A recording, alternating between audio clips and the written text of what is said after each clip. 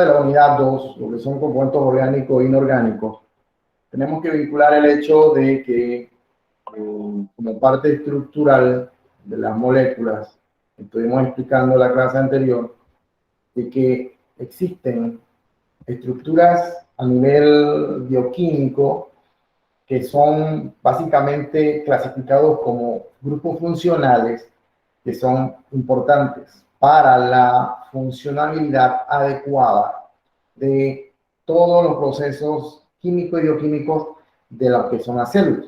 Entonces, a nivel estructural están los grupos funcionales, está por lo menos lo que es el grupo hidroxilo, la parte de dos átomos que son oxígeno e hidrógeno, el grupo carboxilo, el grupo amino, el grupo fosfato, el metilo, que son pues básicamente estas estructuras las que como grupos funcionales participan en la formación de diferentes moléculas que forman parte de nuestra vida. Ahora bien, estas moléculas, como explicábamos también, tienen que ver con el hecho de que esas moléculas en nuestro cuerpo tienden a, digamos, disociarse por diferentes procesos en los cuales en determinado momento generan una estabilidad en nuestro cuerpo, o en la célula en forma general, o en el ambiente en que se encuentra. Entonces, un proceso que tiene que ver con esta forma en que la molécula se disocia se llama la hidrólisis.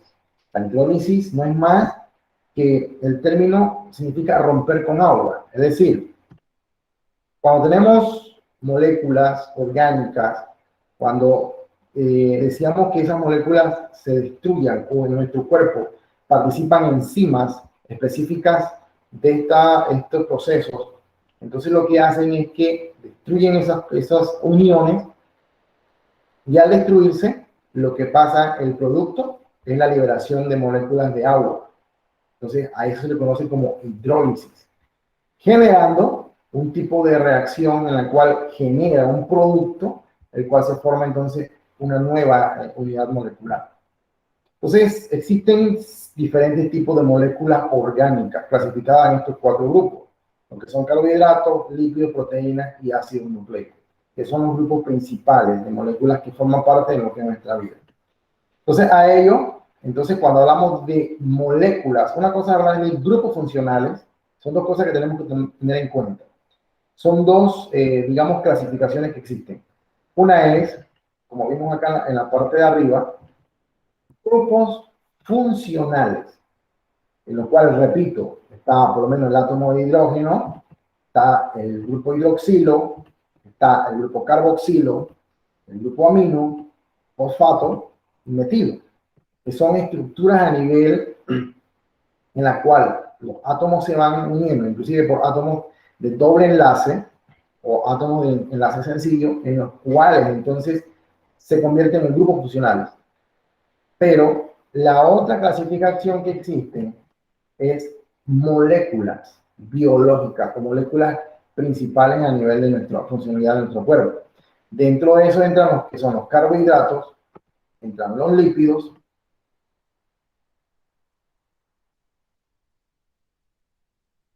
proteínas y ácidos nucleicos, que son las clasificaciones que existen. Entonces son dos tipos de cuadros comparativos, por ejemplo, en el caso de los talleres que tienen que hacer, en la cual se les solicita la información, basando en lo que está en el módulo, que indique, por ejemplo, cuáles son los grupos funcionales y luego entonces en otro cuadro que indique las principales moléculas biológicas.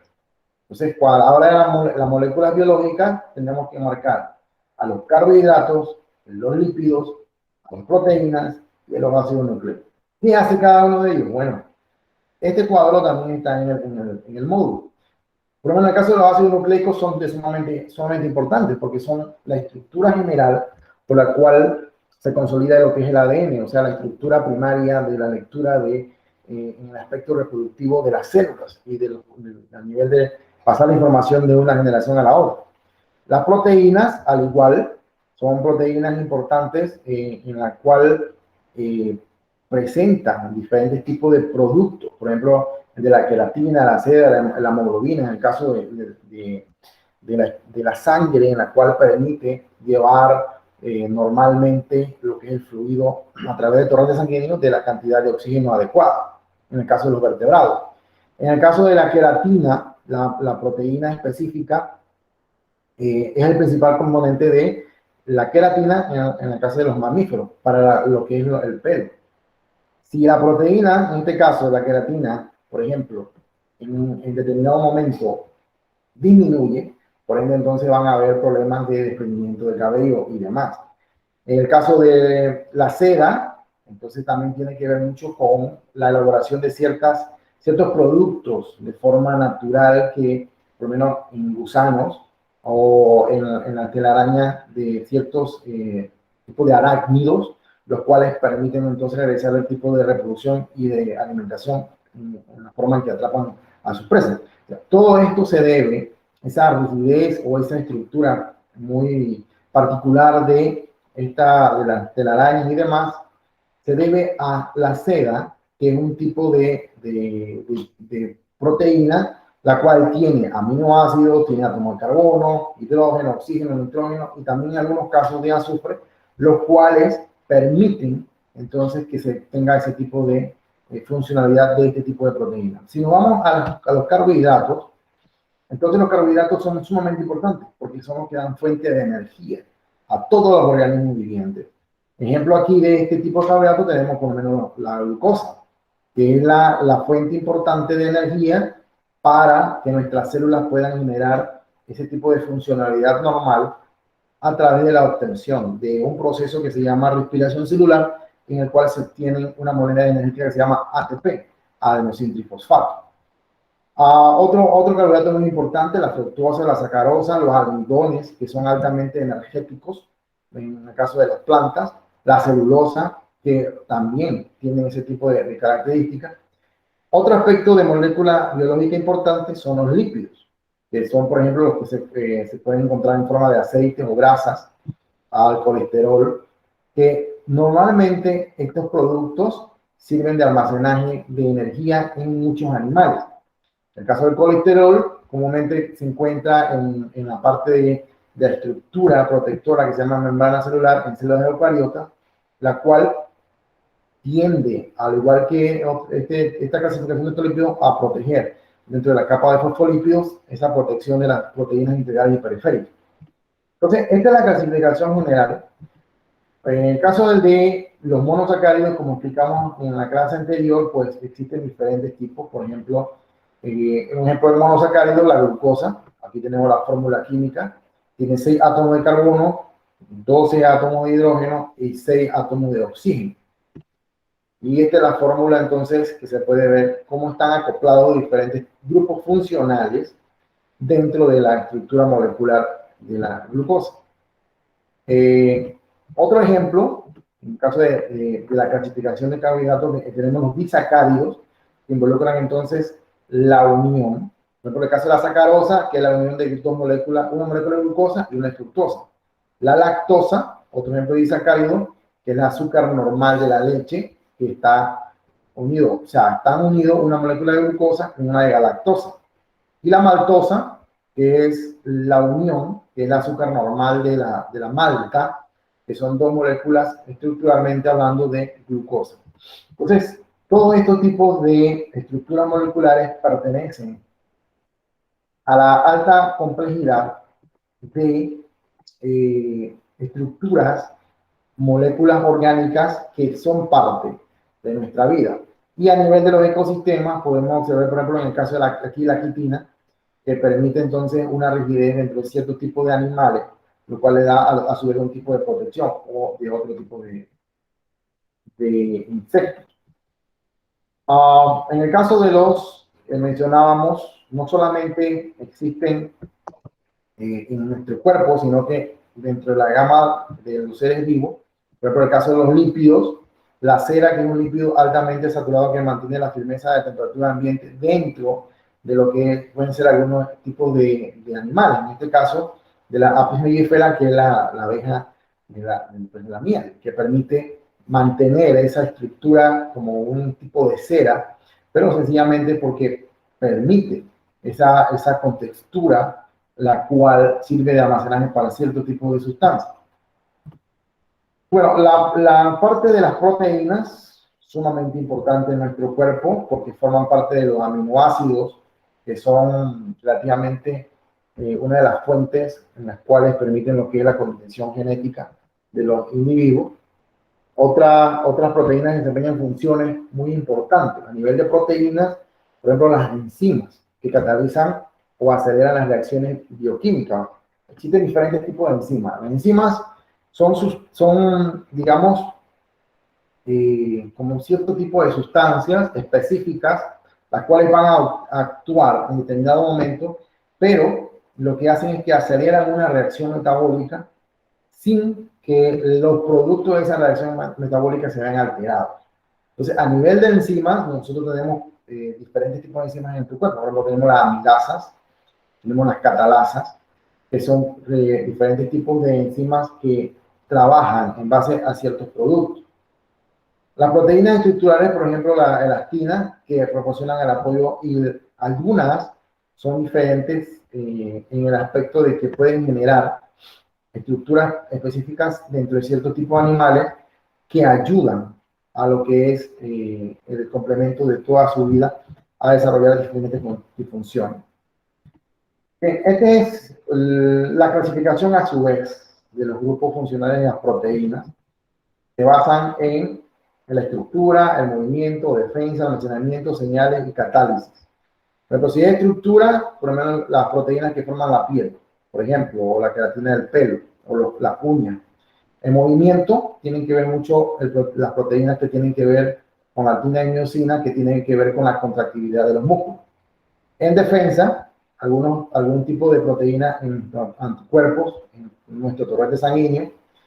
A nivel de almacenamiento, las albúminas, por ejemplo, en el caso de las claras de huevo, que son altamente ricas en ese tipo de proteínas.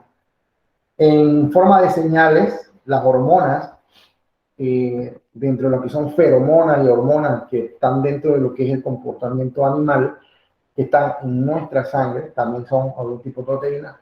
Y la catálisis, que son enzimas, como mencionábamos anteriormente, que tienen que ver con el desdoblamiento o acelerar una reacción. Le mencionábamos la amilasa, que es específicamente para carbohidratos, que es un tipo que acelera todo lo que tenga carbohidratos. La amilasa que está en nuestra saliva comienza a desdoblarlo. Y desdoblar significa que comienza a metabolizarlo. Al igual que existen otros tipos de enzimas, por ejemplo la ATP sintetasa, que es la que ayuda al desdoblamiento de moléculas de glucosa para ayudar y obtener finalmente productos como moneda energética, como es el ATP. Entonces, una característica importante para definir biológicamente un texto, cuando se habla de una enzima, es que el prefijo asa significa entonces enzima. Se está hablando de una enzima. Amilasa, sintetasa, son ejemplos de enzimas. A nivel de almidones, bueno, las proteínas son moléculas, son a nivel de la estructura molecular, son moléculas compuestas por cadenas de aminoácidos que se conocen como monómeros. Entonces, dentro de esa actividad tenemos de los que forman los grupos funcionales que forman parte de la estructura del ADN. Este es un aminoácido. En este caso, está formado por tres grupos funcionales en una sola molécula. Tenemos el grupo amino, que está formado por hidrógeno, nitrógeno, en este caso 2 hidrógenos y un nitrógeno. Este es el grupo amino. Un grupo variable que puede ser cualquiera, que estructuralmente se denota con la nota R porque puede ser cualquier grupo funcional aquí. Y el grupo carboxilo, en este caso, su base es un átomo de carbono unido a dos enlaces dobles de oxígeno, otro oxígeno acá sencillo, enlace sencillo, y un doble de hidrógeno. Entonces, como ven, dentro de lo que es la estructura de un aminoácido, se tiene que tomar en cuenta, uno, que hay elementos básicos para la vida. ¿Cuáles serían los elementos, por ejemplo, en esta molécula? El nitrógeno, el carbono, el oxígeno, el hidrógeno. Son elementos fundamentales para la vida.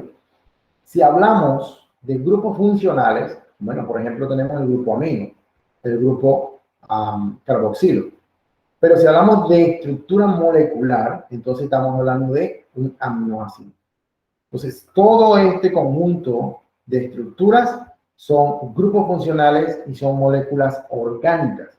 ¿Por qué son moléculas orgánicas? Sencillamente porque dentro de su estructura molecular están presentes átomos de carbono, como estamos señalando aquí. Entonces, esa es la forma de diferenciar un compuesto orgánico de un compuesto inorgánico, que su estructura molecular involucre la presencia de átomos de carbono. Ahora, no es el único. Existen diferentes tipos de aminoácidos. Por ejemplo, si basamos en la clasificación que existen, está el ácido glutamático. Observe que se ve aquí cuántos átomos de carbono tiene. Tiene 1, 2, 3, 4, 5 átomos de carbono diferentes. Si vamos al ácido aspartico, que es otro grupo importante, hay 1, 2, 3, 4 grupos que tienen átomos que están presentes en este ácido. La fenanilina, la leucina, la distelina, que son diferentes grupos de estructuras de aminoácidos que forman parte de la vida. Entonces, lo importante que tenemos que tener en cuenta es saber diferenciar cuáles son los elementos básicos de la vida, cuáles son los grupos funcionales y cuáles son las moléculas funcionales de la vida. O sea, son 3 tipos de clasificaciones que existen de moléculas orgánicas. Bien, aquí vemos de forma más detallada la diversidad de algunos tipos de aminoácidos, que son, en este caso, son hidrofóbicos. Entonces vemos, por lo menos, el grupo carboxilo, el grupo hidroxilo, y la diferencia que existe estructuralmente hablando. De igual forma acá, otro grupo de aminoácidos, la leucina y la fenilina, que son grupos funcionales que están formando parte de nuestro cuerpo. Bien, eso es el caso de los aminoácidos. Ahora, existen diferentes tipos de procesos que involucran, así como el caso de la hidrólisis, pero acá son a nivel de síntesis de proteínas, los cuales entonces causan de que los grupos funcionales se disocien y formen sustancias nuevas. Entonces, esto se hace por síntesis, por deshidratación también. Bien, estos son algunos ejemplos de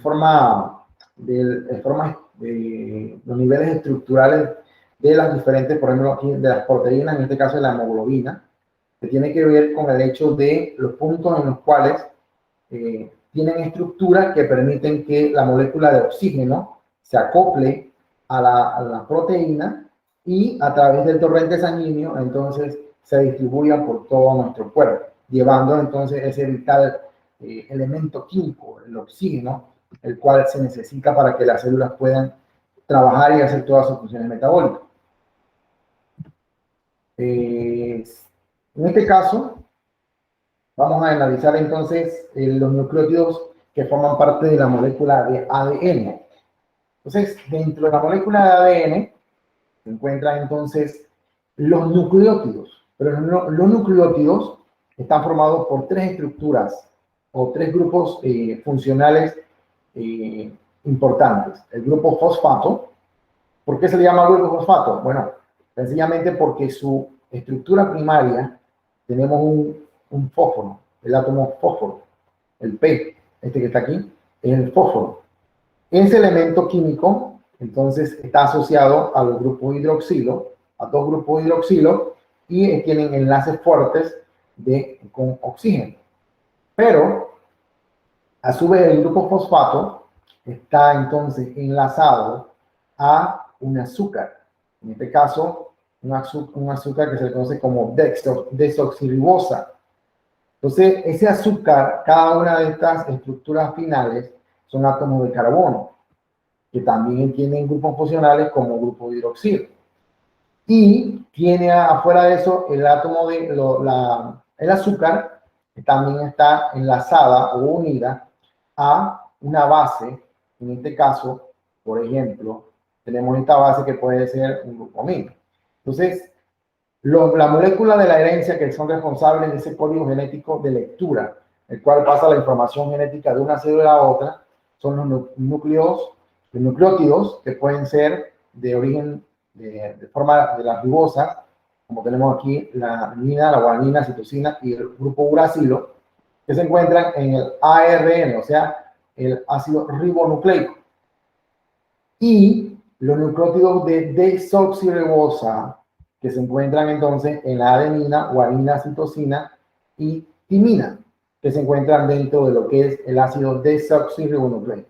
Entonces, de ahí viene el origen del nombre ácido desoxirribonucleico, es por el tipo de azúcar en cuestión que tiene el nucleótido, para el cual entonces forma parte de lo que es el ADN. Esto en el caso de las moléculas de la herencia. Existen dos moléculas generales, ¿no? Los polímeros de ácido nucleico, que es el ADN, y el otro es el ARN, que tiene su diferencia basado en el azúcar. En este caso, el azúcar tiene, lo que se indica aquí son los grupos fosfato, pero dentro de las uniones de la molécula de ADN, entonces podemos observar que existen diferentes átomos. Si lo analizamos, hay diferentes tipos de átomos. Nitrógeno, hidrógeno, oxígeno, nitrógeno, carbono, fósforo. Esos son los elementos. Pero si somos los grupos fosfato, si somos los grupos entonces que forman parte de las células, entonces hay una complejidad de moléculas que están unidas unas con otras por estos puentes que se conocen puentes de hidrógeno, los cuales son sumamente rígidos en el aspecto que son uniones, y estas uniones que están aquí, esas condiciones genéticas en las cuales hay diferentes compuestos y sustancias y átomos, es lo que se conoce entonces como el ADN, que es al final de todo el proceso, en toda la lectura de la secuencia del ADN, es como un código que le da las instrucciones para que se realice entonces una copia, que sería entonces el ARN. Bien, los nucleótidos como mensajeros intercelulares, existen algunos. Vamos a explicarlo aquí en la parte de la estructura final que vamos a ver. Por lo menos tenemos que el triptófano de ADN, el ATP portador de energía, significa esto de que a nivel de las células, a nivel de la que es la mitocondria, en las células se hace un proceso en el cual, a través de la respiración celular, de una molécula de glucosa se puede desdoblar y puede obtenerse a través de un proceso que se llama glucólisis y a través de lo que es en la misma estructura de la mitocondria, se puede obtener una molécula altamente energética. Y es una molécula altamente energética sencillamente porque viene a liberar estos puentes de hidrógeno, y cuando libera puentes de hidrógeno, libera energía. Y esa energía es la que ayuda a que otros estructuras dentro de la célula realicen diferentes funciones. Bien, entonces esa es la clasificación que existe basado en lo que es el hecho de las moléculas orgánicas. Entonces vamos a tocar un poquito, a avanzar un poquito dentro de lo que es las estructuras que tienen que ver básicamente con una molécula sumamente importante en nuestro cuerpo, y es el agua. ¿Por qué el agua es tan importante en nuestro cuerpo? Entonces vamos a ver la estructura principal de lo que es el agua. Pero antes vamos a retomar nuevamente el aspecto para poder comprender cómo la molécula de agua es importante y la forma en la cual no solamente nuestro cuerpo regula nuestro funcionamiento, sino que a nivel de los ecosistemas y de todo lo que nos rodea, ella involucra una fuente importante de regulación biológica. Entonces, de salida tenemos que saber identificar cómo se escribe hidrógeno, carbono, nitrógeno, oxígeno, fósforo, azufre, cuáles son los elementos químicos en los cuales forman parte de esta estructura. Hidrógeno siempre se escribe con H mayúscula, carbono es C mayúscula, nitrógeno N mayúscula, oxígeno es O, también en forma mayúscula, fósforo es P y azufre es S. Entonces nos basamos y nos vamos aquí a los donde dice patrones comunes de enlace. Hidrógeno tiene un enlace. Como ven, esta rayita aquí significa enlaces. carbono pueden ser que sean enlaces triples, enlaces dobles o enlaces sencillos. ¿Qué significa enlaces? Son cuando las moléculas permiten unirse a otro tipo de elemento químico para formar una nueva molécula o una nueva estructura molecular. Nitrógeno se escribe N y permite entonces igual uniones triples, dobles y sencillas. Oxígeno permite doble y uniones sencillas. Fósforo se escribe P y tiene la característica de enlaces dobles y enlaces sencillos. Y el azufre se escribe S mayúscula y solamente permite sencillo. Significa esto de que todo lo que nos rodea alrededor de cierta complejidad en los ecosistemas, nuestro cuerpo, nuestras uniones celulares, todo tiene que ver con la forma en que estos átomos y estas estructuras químicas se van uniendo una con otra para formar entonces ese complejo. Y ese complejo se conoce entonces como moléculas. ¿Sí? Entonces, por ejemplo, bien sencilla, por ejemplo, en lo que es la glucosa significa que son 6 átomos de carbono, los cuales se van acoplando o se van uniendo con átomos de hidrógeno. Pero no solamente están unidas a átomos de hidrógeno, esos carbonos, sino que también se unen con átomos de oxígeno. Entonces, por eso la fórmula química de la glucosa involucra que son 6 átomos de carbono unidos a 12 átomos de hidrógeno, los cuales también entonces los átomos de carbono están unidos a 6 átomos de oxígeno. Entonces, esa es la fórmula química de la glucosa o del azúcar de mesa que nosotros consumimos. C6H12O6. Bien, pasemos entonces al siguiente esquema que tiene que ver con puentes de hidrógeno. Los puentes de hidrógeno, el término se atribuye al hecho de que son uniones entre diferentes moléculas, los cuales esas uniones van basadas en acopladas por átomos de hidrógeno. Entonces, en biología se le conoce como puentes de hidrógeno. Estos puentes de hidrógeno tienen que ver con las moléculas biológicas polares que pueden formar puentes de hidrógeno con el agua entre sí e incluso dentro de la misma molécula. Entonces, de aquí viene el hecho de que el agua forma digamos, un medio en el cual la fórmula del agua se acopla a otras moléculas y da una estructura importante dentro de la funcionalidad de los seres vivos. Entonces, los puentes de hidrógeno son un tanto débiles, pero pueden ser fuertes. Y cuando se refiere a débiles, significa de que existen diferentes sustancias, proteínas específicamente, que tienen la capacidad de soltar estos tipos de uniones que vemos aquí. O sea, estas rayitas que se ven así significan unión. Entonces, hay moléculas que cuando están en la presencia de una determinada enzima, la enzima lo que hace es que disocia los átomos, o sea, los separa y va a formar compuestos nuevos. Un experimento que se hace normalmente, que se puede aplicar, que se puede hacer en casa, por ejemplo, es el hecho de tomar trozos de hígado de res crudos, se colocan en un envase, en un recipiente, y se le agrega agua oxigenada. ¿Sí? El agua oxigenada tiene una fórmula química que es H2O2, también conocida como peróxido de hidrógeno. Entonces, ¿qué sucede? La enzima presente en el hígado, que está dentro de ese órgano en específico, esa enzima se llama peroxidasa, una enzima, recuerden el prefijo asa. Al final, todo en biología que termine en asa significa enzima.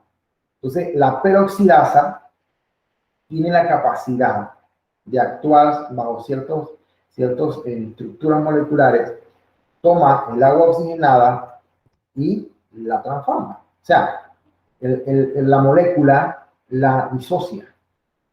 ¿Y qué se obtiene al final? Bueno, como la molécula se disocia, al final se va a obtener moléculas de agua y se va a liberar en forma de gas oxígeno. Entonces, ese es un mecanismo. Entonces, al hacer el experimento, se logra una efervescencia. Esa efervescencia no es más que se forman como unas burbujas, ese es oxígeno, pero también queda un líquido. Y ese líquido que queda en el medio, en el recipiente, es agua. Entonces, esa es, por ejemplo, la acción de una enzima. La acción que tiene de transformar una reacción, participar en una reacción química, pero sin alterar el producto. El otro ejemplo que mencionábamos anteriormente es de la amilasa. La amilasa es una enzima presente en nuestra saliva, la cual tiene la capacidad de desdoblar cierto tipo de carbohidratos. Cuando me refiero al hecho de desdoblar, es que los transforma parcialmente para que el proceso digestivo, esa sustancia, esa mezcla que se forma entre la saliva y ese producto que estamos consumiendo, al ingerirse y al llegar al estómago, entonces va parcialmente disociado para que el proceso digestivo sea mucho más efectivo. Y finalmente se obtiene un producto de descarte o un producto en el cual se va a obtener energía. Entonces, esa es la función de las enzimas. Hay muchos ejemplos de enzimas, por ejemplo, tenemos las ATP sintetasa, en el ADN también participa una enzima que desdobla los puntos de fuentes de hidrógeno y permite esa ruptura. Bien, entonces eso es lo importante del aspecto de los puentes de hidrógeno. Sencillamente se tiene que tener en cuenta de que cuando se habla de un puente de hidrógeno, son uniones, como vemos aquí, en la cual aquí habría otro hidrógeno y se va acoplando, como la molécula de ADN. ¿Por qué el agua es tan importante para la vida? Bueno, sencillamente el agua interactúa con otras moléculas, como vamos a ver más adelante. Digamos que tiene la capacidad de interactuar con muchas moléculas a nivel biológico. Las moléculas de agua tienden a mantenerse unidas. Son soluciones en agua. Las soluciones en agua pueden ser ácidas, básicas o neutras, dependiendo del tipo de concentración de pH o el poder de los hidrogeniones. Entonces pueden ser ácidas, pueden ser básicas o pueden ser neutras. Los amortiguadores ayudan a mantener las soluciones, como mencionábamos, de pH relativamente constante. O sea, tienden a regular las concentraciones de hidrogeniones dentro de una solución determinada. El agua modera los efectos de los cambios de temperatura. O sea, puede regular cambios dentro de las moléculas, pueden bajar la temperatura. Y el agua forma un sólido singular que se conoce como el estado de hielo. El agua es un excelente disolvente. Puede disolver una amplia gama de sustancias para formar soluciones. ¿Okay? ¿Qué es una solución a nivel de biología? ¿Okay? Una solución es cuando se obtiene, o dentro de una reacción química existe un soluto, un solvente, y al final entonces toda esa complejidad entonces forma un tipo de solución. Veamos aquí, por ejemplo, el agua como disolvente. Primero tenemos que recordar todos los aspectos que indicamos en las clases anteriores, en la cual tenemos que tener claro cuáles son algunos elementos básicos para la vida. Por ejemplo, si en la tabla periódica, teniendo en cuenta la tabla periódica, tenemos el sodio, el Na, sodio, el Cl, cloro, H, hidrógeno, en el cual son estructuras, ¿verdad? En la cual se muestran que los átomos están acoplados a diferentes tipos de sustancias, de otros elementos. Aquí, por ejemplo, tenemos una molécula importante en nuestra vida, afuera del agua. Esta que está aquí es la molécula del agua. Son H2O. O sea, la molécula del agua tiene 2 átomos de hidrógeno y 1 de oxígeno. Si vamos y analizamos la molécula que está alrededor aquí del agua, vamos a ver que esta molécula es bastante compleja en comparación al agua, porque tiene 2 átomos, tiene átomos de sodio y cloro. Y sencillamente, esta forma que vemos aquí es la estructura molecular de el cloruro de sodio, que no es más que la sal de mesa. La sal que normalmente utilizamos para el consumo, pues a nivel de lo que es en las cocinas, a nivel humano, a nivel de lo que es la preparación de alimentos. Entonces, esta es la fórmula en la cual se puede observar. Está constituido por átomos de sodio y átomos de cloro. Las moléculas que disuelven el agua son hidrofóbicas. ¿Okay? Aquí este término es importante, determinar el hecho de que qué es una molécula hidrofóbica y qué es hidrofílica. O sea, son dos conceptos totalmente diferentes. Hidrofóbicas, ¿verdad? Entonces, en el caso de las hidrofílicas, las moléculas que se disuelven en agua son hidrofílicas.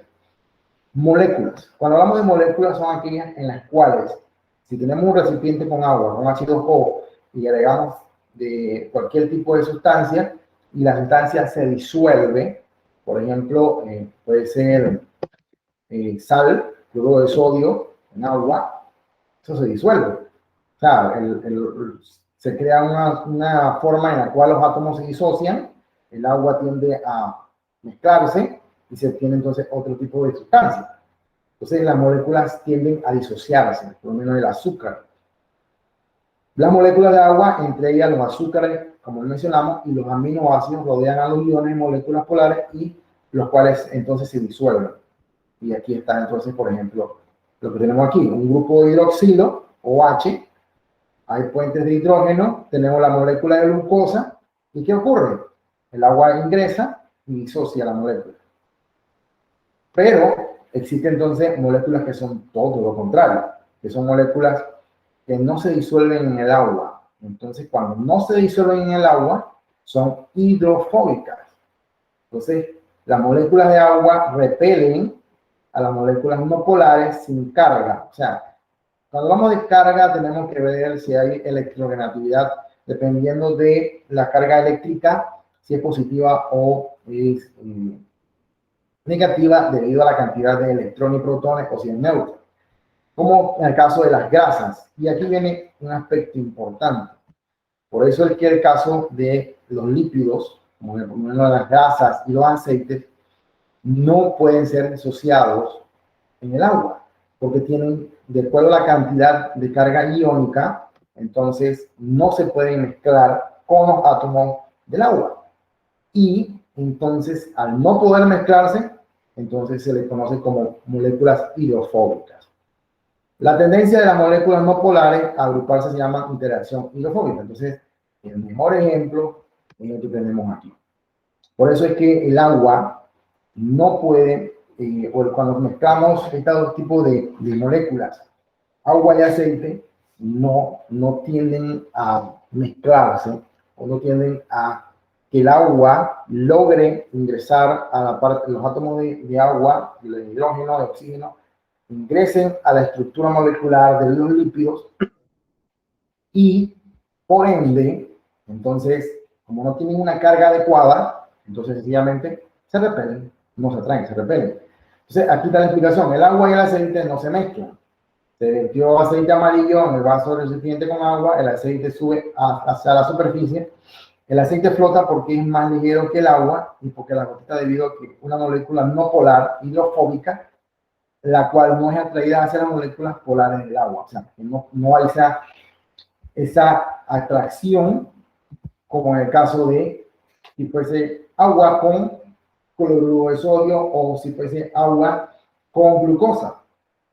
Debido a las cargas, ya sean positivas o negativas de los iones que forman a los átomos dentro de la molécula, entonces existe una unión y permiten entonces que la molécula de agua ingrese y se mezclen y disocian. Entonces, cuando ocurre eso, a este tipo de sustancias o a este tipo de reacción, entonces se le conoce como, de acuerdo a la clasificación, entonces son un disolvente universal, que entonces viene siendo hidrofílicas. Pero, si es todo lo contrario, en el cual, por ejemplo, no hay una interacción, entonces son hidrofóbicas. Y el ejemplo más viable es el de el aceite, el cual se muestra esta forma. Ahora, no solamente esto es importante, sino que las moléculas o los puentes de hidrógeno entre las moléculas de agua producen gran cohesión. Vamos a ver qué es cohesión.